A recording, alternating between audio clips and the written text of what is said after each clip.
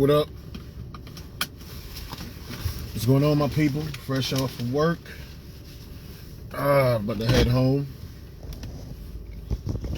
and get some marketing tools ready for next week's show, December 11th, at the Elbow Room. So I gotta get that stuff right, and I'm gonna be at karaoke tonight as well at Jay's Crab Shack later on tonight. But I just be hearing. I was just thinking, man. Watching different YouTubers. I watch a lot of Eric July, who his channel is called the Young Ripper channel, and he inspired me a little bit. It's something I was kind of thinking about, but I wanted to rant myself. As far as all these different treatments they're trying to get to suppress COVID, cure COVID, whatever it is, who knows what they're trying to do. I think it's more about suppression than anything, because if you totally cure something, then you won't have a reason for a patient to keep coming back to keep getting treatment. So they a lot of times I feel like, I could be wrong, but it feels like they almost like they construct certain medicines so that you can become dependent upon the medicine, but it doesn't necessarily solve your issue. It just enables you to live longer and live with whatever it is that you're dealing with. But I asked to y'all, man, how many more shots is y'all willing to take before y'all realize that this probably ain't the way, man. First, like in my joke, I talk about it on stage, and I talk about it in my song 12 Days of COVID, but it's like, first they said all you need is just a shot, vaccination. It's cool. Then it was like, oh, you need 2 shots with Moderna, and I think Pfizer is 2. Johnson & Johnson is 1. Then they were saying you can mix shots. Like if you got a Johnson & Johnson, even though they say it's only 1 shot required, they say you can follow it up with other products. So you can crossbreed shots or whatever, Then they were saying that you need a booster shot after like 6 months or 8 months, depending on which product you have, And then they're like, the booster wears off every 6 to 8 months. So you'll be getting like 4 or 5 shots a year for this one particular sickness, who unfortunately a lot of people passed away. But ultimately, if you should have the misfortune of coming across it, the numbers state that there's a high probability that you won't pass away. And that's just like with most illnesses and sicknesses. But for some reason, this one is extremely special, And people keep pushing these shots and taking these. Like how many more shots are you willing to take? Stuff that they don't have like long-term data on. They don't know the long-term effects of the shot. And the shots, are they really working? There's certain countries, I can't because I'm driving, so I don't have the stuff right in front of me, but you can look it up for yourself. There's certain countries where certain countries are like 98, 99, like Israel, some shit. Like 99% of the people got the shot, and yet most people that are sick with COVID are vaccinated. So it's like, how effective is it working? And they keep changing the language because before you were vaccinated if you had 1 shot, but then they changed it to you need 2 shots in order to be considered fully vaccinated, and now you need 2 shots and a booster to be really considered fully vaccinated. So do there are going to be some places like in New York City or in LA or San Francisco where you can have 1 shot, or you can have 2 shots, but because you don't have a booster, they're not going to allow you in, because they keep moving the goalposts, and they keep trying to invent these medicines and these experimental things, and they're making a shit ton of money off of it. So of course, you're making money off of something, you're not going to back off. You're not going to back off of it or admit that it's probably not working as well as you'd like. And then, the proof is in the pudding. You just see all the cases coming back out. You see, like, the majority of the world has this shit. Or I know the majority of America does. I know the majority of Israel does. And then the cases keep popping up. Cases keep, like LeBron James, one of the staunchest vaccine advocates. This motherfucker, like, I don't know what's going on with him, but I think, didn't he test COVID positive? So like, it's like, when are y'all gonna concede that these vaccines, first of all, I think it's incorrect to call something a vaccine if it doesn't necessarily vaccinate you. If you can still catch it and you can still spread it, then it shouldn't be called a vaccine. I think that's the first problem.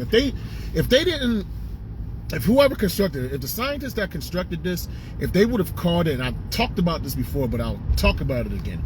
If they just didn't call it a vaccine, then people wouldn't have the expectations of traditional vaccines.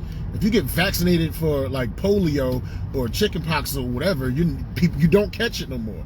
And once in a blue, you'll have a breakthrough case. Like a breakthrough is once in a while. A breakthrough is not 60,000 people catching some shit, even if they got the damn vaccine. That's not no goddamn breakthrough. That's just an outbreak. That's just showing you that that product doesn't work the way you intend. Now, if it mitigates symptoms rather, and if it lessens your chances of it passing away, that's cool. But that's not a vaccination. That's a suppressant. They should have called it a suppressant. If they would have just changed the language and just called it something else, I think more people would be apt to take it. You know, like I know that NyQuil does not cure the flu. I know that NyQuil or Robitussin doesn't cure the flu, but I know when I drink it, first of all, it makes you kind of drunk, so that's one good thing. But when if I drink, if I have to take it, and I usually do Dayquil, I don't do NyQuil, but if I take it, it suppresses my cough a little bit. It lowers my congestion. It doesn't completely take everything away, but it makes things more manageable, right? And I understand this, but if somebody said, if they marketed Robitussin and NyQuil as the cure to the flu, as the cure to the common cold, and I'm drinking that shit, I'm expecting to be cured because that's how they sold it. This was supposed to cure me. And I'm still sick, still coughing, maybe not as much. It made it more manageable, but the way they marketed the Robitussin, the way they marketed the NyQuil, I was expecting to be cured. It didn't cure me. So if you selling something as something and it doesn't deliver to how you selling it, of course people are going to be hesitant not to take it.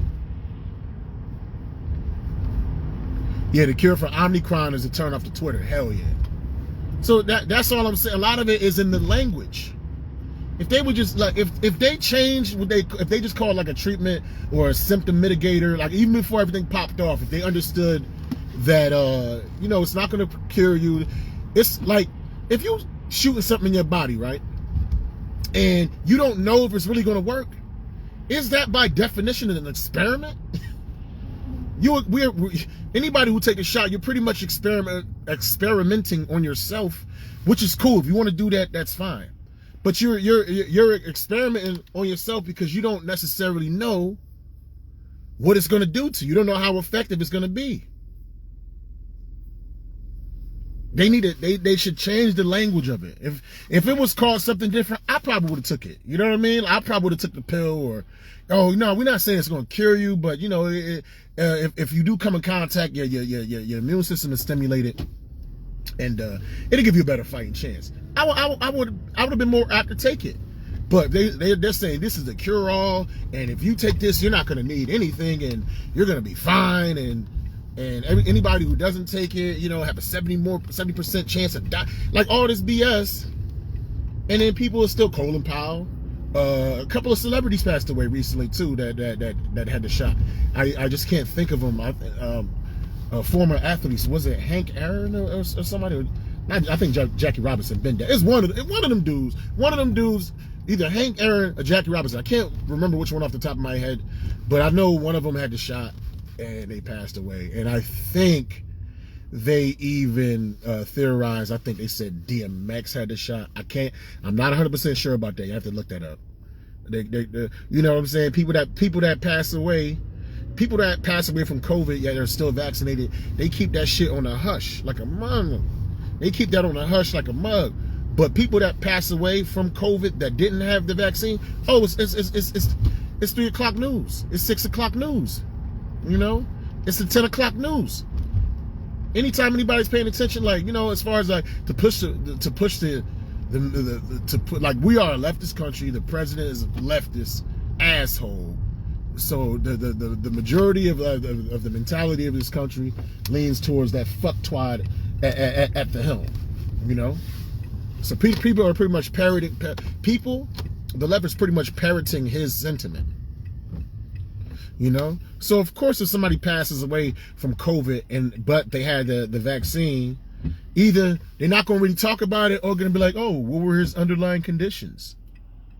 Did he have any past medical history? And that's all well and good. And I said this before, but I'll reiterate. And that's all well and good. But what about us that aren't vaccinated, you know, and some of us that unfortunately pass away? When we ask that question, well, what was his underlying conditions and comorbidities? Oh, it doesn't matter. It don't matter what his comorbidities was because he didn't have a shot. So your comorbidities don't matter if you don't have a shot, but your comorbidities do matter if you do have the shot and pass away. Word. How many more shots are y'all willing to take, yo? How effective is something like, if you got a car, right? You taking your car for repairs. Just let's say you taking your car for a brake job, right? So you get the brake job December. That's early December. And then next month you got to go, no, not even next 2 weeks, you got to go and work on the brakes again. And then 2 weeks after that, you got to do more work to the brakes. And then 2 weeks after that, you got to do more work to the brakes. After a while, you're going to be like, yo, why do I have to keep coming back and fixing the same thing? I thought, yo, I was at this garage. They were supposed to fix the brakes. I keep coming back. Y'all not doing something right if it keeps breaking down like 2 weeks after I get it serviced.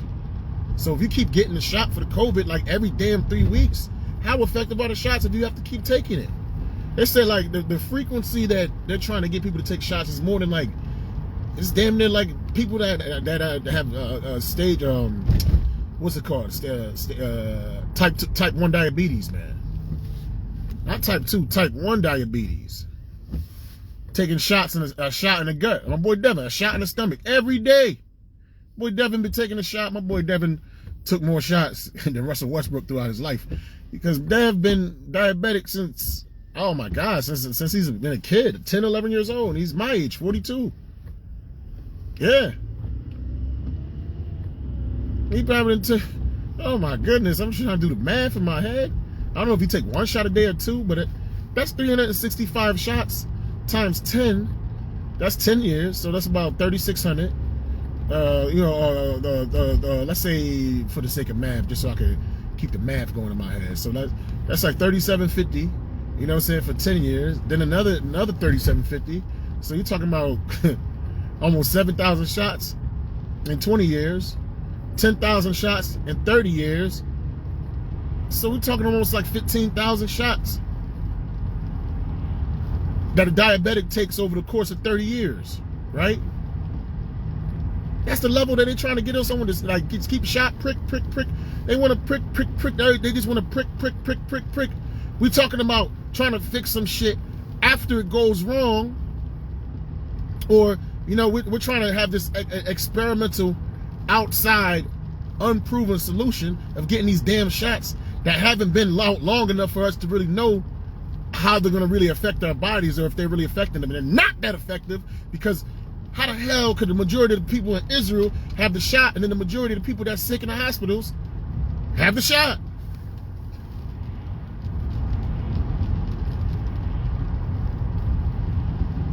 So that's not effective. So why can't we talk about natural immunity? Why don't they talk about that? Why don't we talk about health? Michelle Obama was doing that, but Michelle Obama had been out of office for over 5 years. But why can't we talk about health?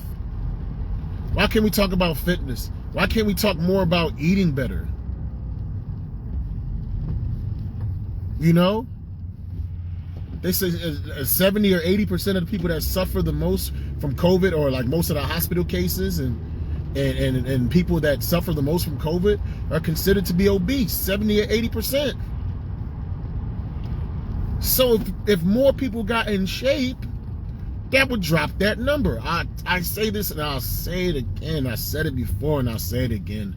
If you want to look at some of the most successful samples throughout this COVID situation, where I can't think of anybody who's passed away, national athletes, football players, basketball players, boxers, soccer players, hell, even tennis players, sumo wrestlers. Well, actually one passed away, but he was morbidly obese.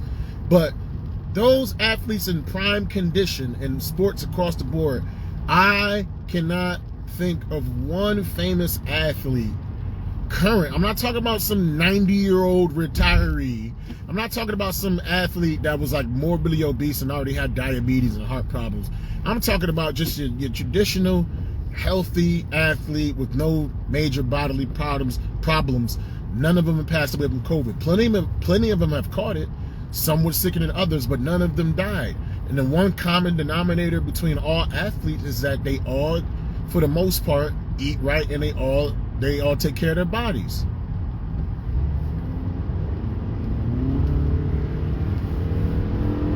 That's the one common denominator. So why can't we look at that or use them as an example and as a sample to pattern ourselves after so that we can survive through this shit? I just came from my doctor yesterday, did blood work and stuff like that, man. I'm the healthiest I've been in years.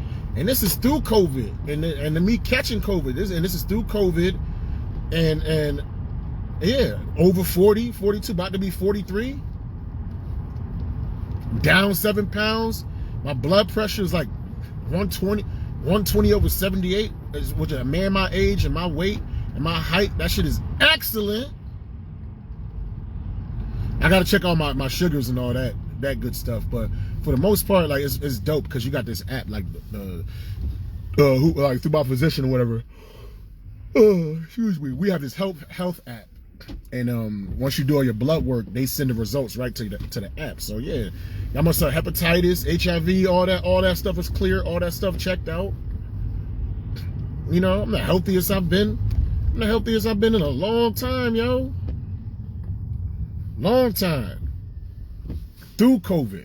And I don't think, there's no way through Thanksgiving that I could be down 7 pounds if I wasn't consistently working out at least 4 or 5 times a week, 20 minutes a day. And I don't do nothing crazy, but it's, I just consistently push myself. Why isn't the government, why aren't the media pushing things like this? Because they don't want to fat shame people? Well, you know what? That's not fat shaming to tell people that they should be healthy about, healthier with themselves. That's not fat shaming. And if it is fat shaming, oh well, it's for your benefit. You ain't dying from shame, but you can die from a fucking heart attack. And how is it shameful if it's something that nobody's telling you what to do? It's saying that if you do this, you will give yourself a better chance and improve your immune system moving forward. Nope, they just everybody want a pill. We have a microwave mentality. We have a microwave mentality society where they just want the quick shot, the quick pill, the quick bucks. Nobody wants to work towards something and be patient. And I fall into the same category. I do fantasy sports and I'm trying to gamble and shit and trying to flip money. I fall into that category in certain things too. So I'm not going to sit here and act like I'm all high and mighty and doing everything perfect, but I am conscious. Now, you don't have to be an expert to recognize right from wrong and to recognize how things can improve. You don't have to actually be in that position. I don't know all the answers to give people so to become rich or anything like that. Man, this motherfucker. God damn, bro. They in a big ass truck damn near in the middle of the street. Yeah, but I don't have all the answers, not like that. But I've been on this planet for 42 years and I've been conscious of my existence for at least 37, because we were like 1, 2, 3, we don't know what the hell going on. But as far back, I can remember as far back as around 4 years old, 4 or 5. And as far as coming to my own and my consciousness and my being and my personality, who I am, maybe around 7 or like 8 years old. So I got 34 years of experience of consciousness on this planet and observation. So I'm not speaking from a point of like I'm an alien. I just dropped here. I have no idea what's going on and shit. They're like, hell no. And we came up in the 80s, like video games and technology, all that stuff boomed and grew up with us. All that stuff was geared towards us. That's why you got so many people that's between 42 and 50 years old that's addicted to video games, because that was our time when all that stuff was introduced to us back then. I'm getting off topic, but I'm gonna get back on. Like, how many more jabs and shots and things of that nature do you want to take? Are you willing to take before you? How many more shots are you willing to take before you say to yourself, you know what? I took all these shots and I still got my COVID. I may, the symptoms is low, but I keep catching it. But you know what? I could stand to lose 20 more pounds. I could stand to eat better. I could stand to have a more positive mindset. I don't want no more shots. I'm doing this. I'm gonna start being more healthy. I'm gonna start being more holistic. I'm gonna start eating right. I'm gonna start, I don't gotta work out hard, but I'm gonna work out 15 minutes, 20 minutes every other day, just something basic. I'm gonna start doing that. I'm gonna start making sure I drink a gallon of water every day. I'm gonna start making sure that I eat a certain amount of servings of fruits and vegetables with every meal, every day. I eat a Honey Crisp apple every day. If I miss it, I have problems using the bathroom. Straight up. It's all about programming ourselves, man. Vaccines and things of that nature were invented to replicate certain diseases, to trick your body into producing the natural chemicals to fight off whatever it is that's entering your body. But you can strengthen your immune system even before you get to that point. First of all, just by being exposed to whatever it is. That's the whole natural immunity concept. And second of all, just strengthening up your immune system. I forget what it was. I think your bones is what produces the blood cells. But there's certain things, I think, like vitamin D and vitamin C, that actually like strengthen and fortify your bones, that give it more of an ability to produce the necessary cells that can fight off the foreign agents that are trying to attack you. But you got to eat the right foods, and put the right chemicals in your body to trigger those things so that it can be ready. If you're always just smoking cigarettes and doing drugs, and just eating fried foods and sugar and all this bullshit, you're not giving your body like the optimal fuel to break down, to battle against foreign agents once they enter into your body, man.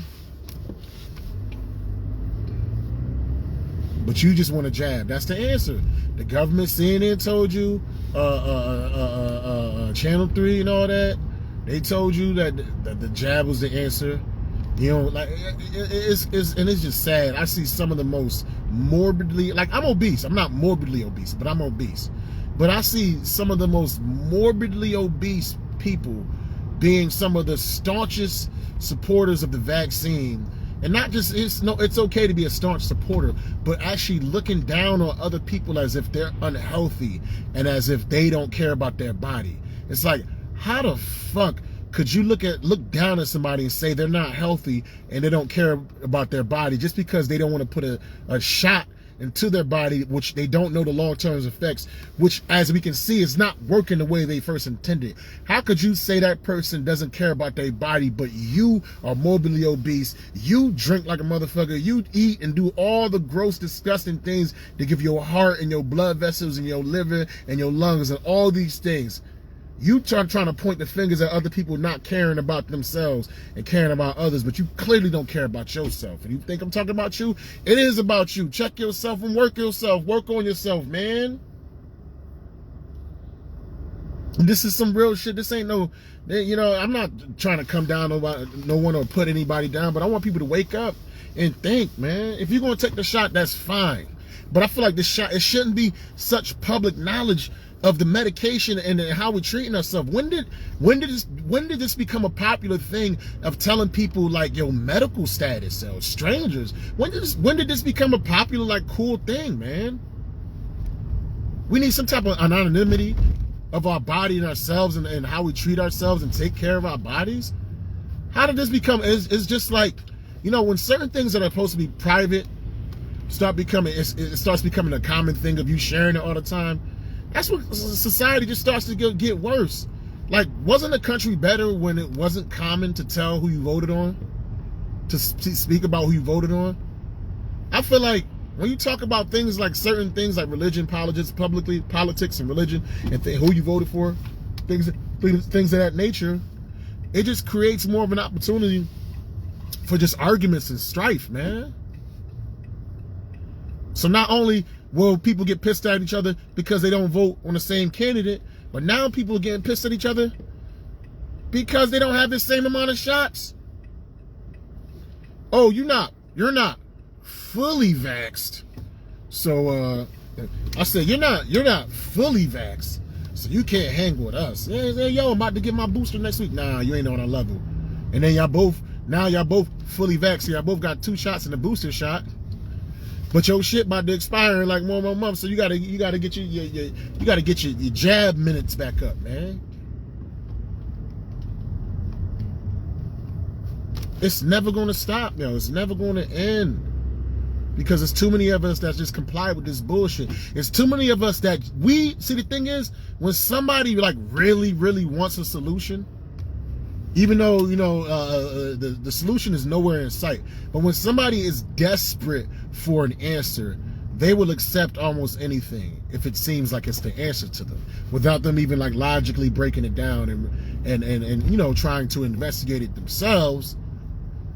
And then not only that, once they choose to believe the bullshit that they're believing, even though they really haven't thoroughly researched it, or even though it's been proven that it hasn't been as effective as they intended it to be, they still gonna hold on to that shit dear and near. The cognitive dissonance gonna kick in full strength, because they're gonna totally ignore everywhere that it failed, and then judge you and point fingers at you and put you down because you ain't taking some shit that they took that is clearly not that effective with most people, man.